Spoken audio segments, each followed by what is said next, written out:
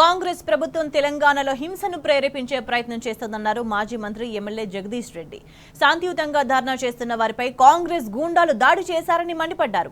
పోలీసులు కూడా దాడి చేసిన వారికి మద్దతుగా నిలిచారని చెప్పారు. రేవంత్ రెడ్డి ఎన్ని కుట్రలు చేసినా భయపడేది లేదంటున్న ఎమ్మెల్యే జగదీష్ రెడ్డితో మా ప్రతినిధి రాము ఫేస్ టు ఫేస్. తుంగతుర్తిలో టెన్షన్ వాతావరణం నెలకొంది. బీఆర్ఎస్ పార్టీ చేసినటువంటి ధర్నా పట్ల శిబిరాన్ని కూడా కూల్చేస్తూ కాంగ్రెస్ పార్టీ కార్యకర్తలు ఒక్కసారిగా దాడులు చేశారు. కాంగ్రెస్ పార్టీ దాడిలో గాయపడేటువంటి బీఆర్ఎస్ పార్టీ కార్యకర్తల్ని కూడా తిరుమలగిరి ఉన్నటువంటి హాస్పిటల్లో పరామర్శించారు. మాజీ మంత్రి సూర్యాపేట ఎమ్మెల్యే జగదీష్ రెడ్డి, స్థానిక ఉన్నటువంటి మాజీ ఎమ్మెల్యే గాదర్ కిషోర్ కుమార్ కూడా ప్రజాస్వామ్యయుతంగా రైతుల కోసం పోరాడుతున్నటువంటి బీఆర్ఎస్ పార్టీ పట్ల కాంగ్రెస్ పార్టీ వ్యవహరించిన తీరు పట్ల సర్వత్రా కూడా విమర్శలు వ్యక్తమవుతున్నాయి. ఇప్పటికే వర్కింగ్ ప్రెసిడెంట్ కేటీఆర్, అదేవిధంగా హరీష్ రావు కూడా ఈ ఘటనను ఖండించారు, ఈ దాడిని ఖండించారు. ప్రస్తుతం తిరుమలగిరిలో బీఆర్ఎస్ పార్టీ కార్యకర్తలను పరామర్శించిన జగదీష్ రెడ్డి గారు మనతో ఉన్నారు. సార్, తిరుమలగిరిలో ఏం జరుగుతుంది సార్? తుంగతుర్తిలో ఏం జరుగుతోంది? 10 ఏళ్ల కింద ఉన్నటువంటి తుంగతుర్తి మళ్ళీ గుర్తుకొస్తుంది అన్నట్టుగా భయపడతా ఉన్నారు. మళ్ళీ ఫ్యాక్షనిజం వస్తూ ఉన్నట్టుగా ఉంది. ఏం చెప్తారు సార్ కాంగ్రెస్ పార్టీ కార్యకర్తలు మీ పైన దాడి చేసిన వారికి? తెలంగాణ కాంగ్రెస్ ప్రభుత్వం చేత మోసపోయిన రైతాంగానికి మద్దతుగా ఈరోజు బీఆర్ఎస్ పార్టీ అధ్యక్షులు కేసీఆర్ గారు, వర్కింగ్ ప్రెసిడెంట్ కేటీఆర్ గారి పిలుపు మేరకు రాష్ట్రమంతటా చేస్తున్నట్టుగానే ఇక్కడ తుంగతుర్తి నియోజకవర్గం తిరుమలలో కూడా మా మాజీ శాసనసభ్యుడు కిషోర్ నాయకత్వంలో వందలాది వేలాది మంది రైతులు వచ్చి శాంతియుతమైన ధర్నాలో కూర్చోవడం జరిగింది. మరి ఈ పరిస్థితులలో మంచి సజావుగా సాగుతున్న కార్యక్రమం పైన కాంగ్రెస్కు సంబంధించిన పిడికడ మంది గూండాలు తాగి సోయలేని స్థితిలో వచ్చి ముందుగా కోడిగుడ్లు వేయడం, అయినా మా వాళ్ళు సహించి కోడిగుడ్లే కదా కాదులేమన్నట్టుగా ఓపికగా ఉన్నప్పటికీ రాళ్ళు వేయటం, అప్పటికి కూడా ఓపికగానే ఉన్నప్పటికి కూడా పండగ నాడు కాల్చుకునే బాంబులు తీసుకొచ్చి ఆ సుతిలి బాంబులు వాటికి అంటుపెట్టి మీదికి ఇసిరేయడం, ఈ చిల్లర చేష్టలు కొనసాగించారు. పోలీసులు కూడా పూర్తిగా వాళ్ళకే మద్దతుగా నిలబడి మా వాళ్ళపైన లాఠీచార్జ్ చేసి వీళ్ళని అక్కడి నుంచి పంపించే ప్రయత్నం చేసినారు. ఈ చిల్లర దాడిని తీవ్రంగా ఖండిస్తూ ఉన్నాం. అంతేకాదు, టెంట్ కూలగొట్టడానికి కూడా పోలీసులే ప్రోత్సహించి వాళ్ళ చేత దాని టెంట్ను కూలగొట్టించినట్టుగా మాకు వీడియో రికార్డులో కనబడుతుంది. ఈ దాడిని మేము తీవ్రంగా ఖండిస్తూ ఉన్నాం.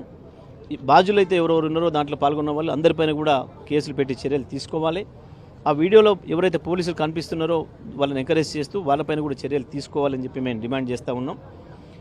ఇది కేవలం ఈ తిరుమగిరిలో 10 మంది గుండాలు ఎవరో వచ్చి సోయలేక చేసిన పని కాదు. రాష్ట్ర ప్రభుత్వమే ఒక పథకం ప్రకారం తెలంగాణలో హింసను ప్రేరేపించడానికి ప్రయత్నం చేస్తుంది. ఏదైతే రైతుల్లో తీవ్రమైన వ్యతిరేకత వస్తుందో, ఈ ప్రభుత్వం మమ్మల్ని మోసం చేసింది అని చెప్పి లక్షలాది మంది రైతులు భావించి రోడ్డు మీదకి వస్తున్నారో, దీన్ని పార్టీ తగాద కింద మార్చాలన్న చిల్లర ప్రయత్నం చేస్తూ ఉంది ఈ ప్రభుత్వం, కాంగ్రెస్ పార్టీ. కానీ మేము ఆ ఉచ్చులో పడడానికి మేము సిద్ధంగా లేం. మేము ప్రతిదాడులు చేసే సమస్య లేదు. ఇంకా ఓపికనే పోతాం. గాంధీ మార్గంలోనే కేసీఆర్ గారు ఏదైతే తెలంగాణ రాష్ట్రాన్ని సాధించిండో, అవ్వాల చంద్రబాబు నాయుడు, రాజశేఖర రెడ్డిలు వీళ్ళ బాసులు ఇటువంటి చిల్లర పనులు చాలా చేసిండ్రు, చాలా ఎత్తుగడలు వేసిండ్రు. అయినా కేసీఆర్ ఎత్తుగడల ముందు వారు నిలబడలే. ఇవాళ కూడా మేము అదే దారిలో ఉన్నాం. శాంతియుతంగానే పోతాం, శాంతియుతంగానే ఎదుర్కొంటాం. రైతుల కొరకు ఏ దెబ్బలైనా తింటాం, ఏ కేసులైనా భరిస్తాం, ఏ జైలకైనా పోవడానికి సిద్ధంగా ఉన్నాం తప్ప ఈ ప్రభుత్వాన్ని వదిలిపెట్టే సమస్య లేదు. రైతాంగం వెంట నిలబడి తీరుతాం. పల్లెల్లో కూడా హింస ప్రేరేపించే ప్రయత్నం జరుగుతోంది. మీ ధర్నాకు రైతులు వచ్చారు సార్, రైతుల్ని కూడా కొట్టారు. దీన్ని ఎట్లా తెలుసు? వాళ్ళు రైతుల్ని కొట్టడమే కాదు, వాళ్ళు గందరగోళ పరిస్థితిని సృష్టించి ఒక మంత్రి ఏమో బ్యాంకులో ఇవ్వమంటాడు, ఒక మంత్రి ఏమో వ్యవసాయ శాఖ అధికారుల కాడికి ఇవ్వమంటున్నాడు, ఇంకొక మంత్రి ఏమో కలెక్టర్ కాడికి ఇవ్వమంటున్నాడు, ముఖ్యమంత్రి ఏమో మొత్తమే అయిపోయిందని చెప్పి డాన్సులు వేస్తున్నాడు, కోట్ల రూపాయలు పెట్టి అడ్వర్టైజ్మెంట్స్ చేయించుకున్నాడు. ఇవాళ మొత్తం దొంగతనం బయటపడింది. రైతాంగం రోడ్ల మీదకి వచ్చి ఆ బ్యాంకుకు పోతే బ్యాంక్ అధికారులు పట్టించుకోవట్లేరు అని చెప్పి వచ్చి రోడ్డు మీద కూర్చుంటున్నారు. ఇట్లనన్నా ప్రభుత్వం దృష్టికి మా బాధలు పోవాలి అని చెప్పి అదొక భావన. దాన్ని అర్థం చేసుకొని వాళ్ళని పిలిచి మాట్లాడాల్సింది పోయి ఆ రైతులు పట్టుకుపోయి బేడీలు వేయండి, రైతులలో జైల్లో పెడతామని చెప్పి భయపెట్టేయండి. ఒక కాడ చేస్తే మిగతా చోట్ల భయపడతారు. రాష్ట్రమంతటికి పోవాలి. ఇది పథకం ప్రకారం పైనుంచి రేవంత్ రెడ్డి ప్రభుత్వమే చేపిస్తూ ఉంది. ఇటువంటివన్నీ కూడా రైతాంగాన్ని భయపెట్టించి ఉద్యమాన్ని ఆపుతాం అనుకుంటున్నారు. కానీ రేవంత్ రెడ్డి నీతో కాదు, నీ బాబులతోనే కాలేదు, నీ నాయకులు, పై నాయకులు, నీ ఇద్దరి బాసులతోని నువ్వు అవాల పూజించి నెత్తికెత్తుకున్న నీ చంద్రబాబుతోని కాలే, ఇవాళ కొత్తగా పూజ చేస్తున్న రాజశేఖర రెడ్డితో కూడా కాలే పెట్టుకుంటుంది నువ్వు తెలంగాణ రైతాంగంతో. ప్రత్యేకించి ఇవాళ ఏ తుంగతుర్తి ప్రాంతంలో తిరుమగిరిలో మీరు చేసినరో, ఇగో గిదే తుంగతుర్తి ప్రాంతం నిజాం తరిమి కొట్టింది, ఇక్కడనే మొదలైంది. ఏ అక్షరం రాని ఆనాటి నా తెలంగాణ రైతులు మా తాతలే అవ్వాల తుపాకులు పట్టినరు, ఇక్కడ రైతులతో పెట్టుకుంటున్నావు, ఇది మంచిది కాదు, బుద్ధి తెచ్చుకొని చేసిన తప్పు ఒప్పుకొని చెంపలేసుకొని సరి చేసుకోవు, అంతే తప్ప ఈ చిల్లర వేషాలతోని నువ్వేం సాధించలేవనే విషయాన్ని కూడా చెప్తా ఉన్నా నీకు. సార్, మహిళా జర్నలిస్టులపైన దాడి చేశారు సార్. విజయారెడ్డి, సరిత వాళ్ళిద్దరిపైన కూడా రేవంత్ రెడ్డి సొంత గ్రామంలో దాడి చేశారు. వాళ్ళని కంపల్చర్లో కూడా నెట్టడం జరిగింది సార్. జర్నలిస్టులపైన దాడి కూడా ఎట్లా కండి? ఇవాళ వాళ్ళకి నిద్ర పట్టే పరిస్థితి లేదు. ఎందుకంటే ప్రజల్లో తిరుగుబాటు వస్తుందనే సంగతి తెలియదు. ఏ మోసం చేసైనా ఓట్లు ఎంచుకొని ఒకసారి అధికారంలోకి వస్తే 5 ఏళ్ళు ఉంటాం కదా మనం, తర్వాత ఏమైతే లేమని అనుకున్నారు అన్నాడు. హామీలు ఇచ్చినాడే, 420 హామీలు ఇచ్చినాడే.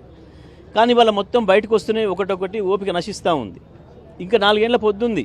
అప్పుడే ఎందుకు ఆగమవుతున్నాడో రేవంత్ రెడ్డి ఆయన ప్రభుత్వం ఈ రకంగా చిల్లర చేసేలతోని రైతులను కొడతాం, బీఆర్ఎస్ పార్టీ కార్యకర్తలు కొడతాం, రిపోర్టర్లను కొడతాం.